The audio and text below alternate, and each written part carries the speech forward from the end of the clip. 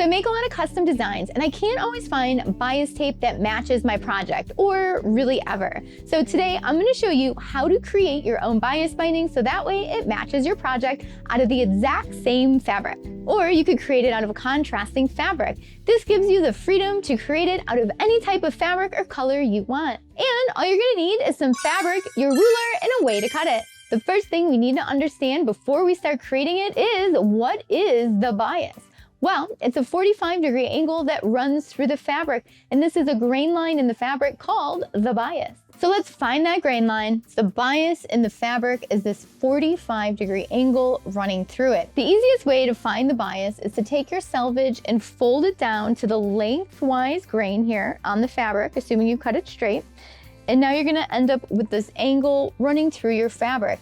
And this here is the bias. And when I take this line and I pull it, it stretches kind of like magic because this is a woven fabric with no stretch. You'll notice if we stretch it on the cross grain, it doesn't stretch. And if we stretch it on the lengthwise, it does not stretch either. So this is a non-stretch fabric, but when you cut a woven fabric on the bias, it stretches. That's why those bias gowns wrap so beautifully around your body. And that stretch in the fabric is what we want. That is why we're cutting it on the 45-degree angle. So that way when we're sewing it and wrapping it around the edge of something, it's gonna roll around that edge beautifully. You might be wondering, why not just cut it on the straight grain in strips? Well, imagine you're sewing around a curve and this needs to move.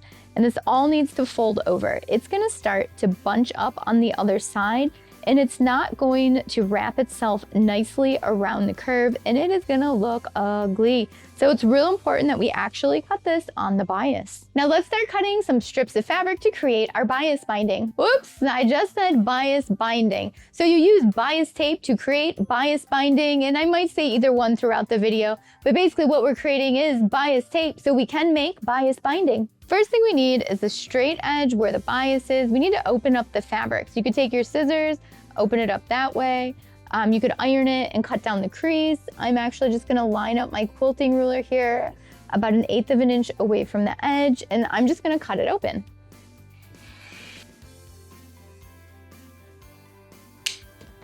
Now that I've got it prepared, it's time to cut those bias tape strips. The easiest way to cut this is to lay the fabric out to the right and lay it so that your bias is going vertical.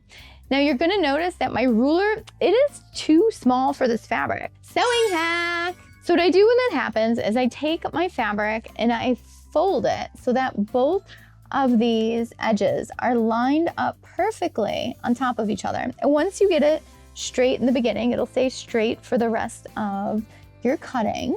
So just straighten it out. If you have a grid mat, these work great, so you know you're keeping it nice and straight.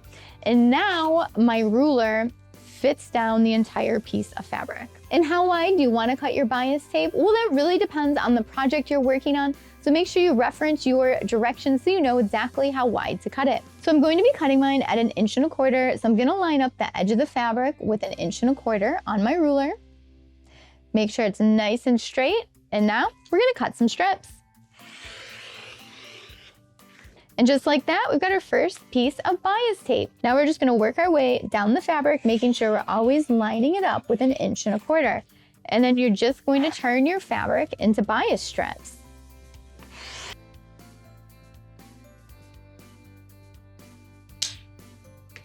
Now we've got tons of bias strips. But what if you need a really long bias strip? Well, you can totally sew them together, and I'm gonna show you exactly how to do that. So let's go over it real quick, and then we'll iron our bias binding, and you'll have it, and you'll be done, and you can start sewing your project. If you're enjoying how to make bias tape, make sure you subscribe to Sewing Anastasia and hit the notification bell so you know when all the new videos come out. And they come out every single week. And if you're already a subscriber, thank you so much for watching today. Now let's get back to finishing that bias tape. So what we need to do is sew these two ends together. Normally we put things right sides together and sew, but if we do that and we fold it back, you're gonna have a V shape, and we don't want that. So what you need to do is flip it so that way you end up with these little V points here on the edge. So we're gonna end up sewing from this V point to that V point, and then after you do that, you are going to end up with a nice straight line of bias tape.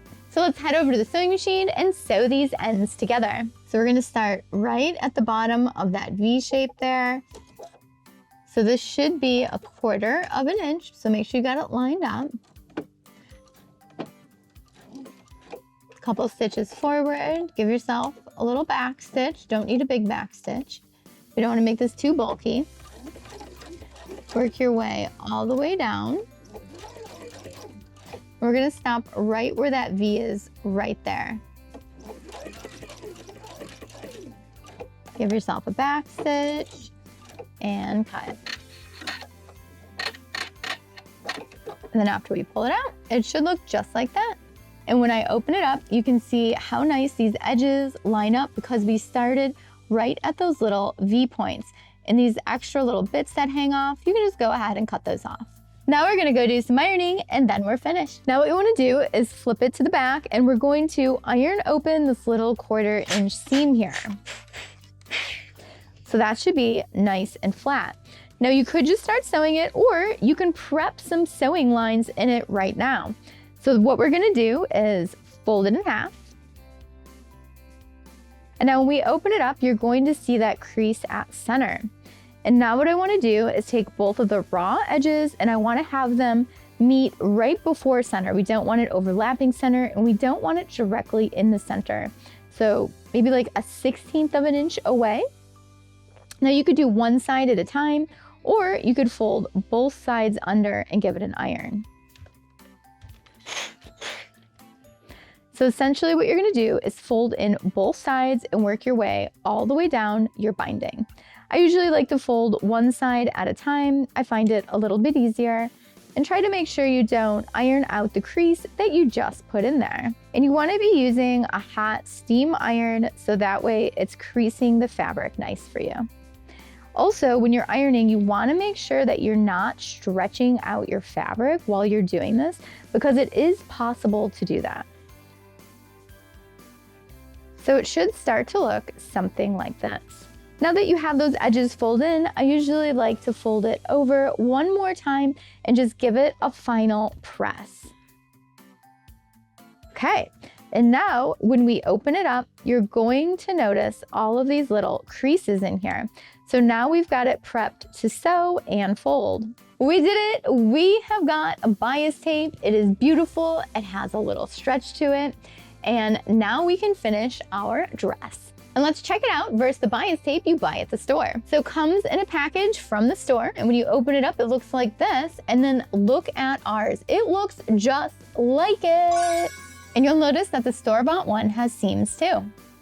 So today we went from fabric to fabric strips to beautiful bias tape. So next time you need bias tape to match your project, you don't have to buy it at the store. You can totally make your own. Thanks so much for watching Sew Anastasia today. I hope you had fun making bias tape. If you have any questions about it, leave it down below and I'll get back with you as soon as I can. If you enjoyed this video today, make sure you give it a thumbs up and subscribe to Sew Anastasia if you're not already a subscriber. And don't forget to check me out on Instagram, Facebook, Twitter, TikTok, all the other social media websites. And I now teach sewing classes in my design studio in Chicago, Illinois. And you can take those virtually through private lessons. And stay tuned because we are launching online courses this spring through the Sew Anastasia Sewing Academy. So make sure you don't miss that. Thanks so much for watching. Bye.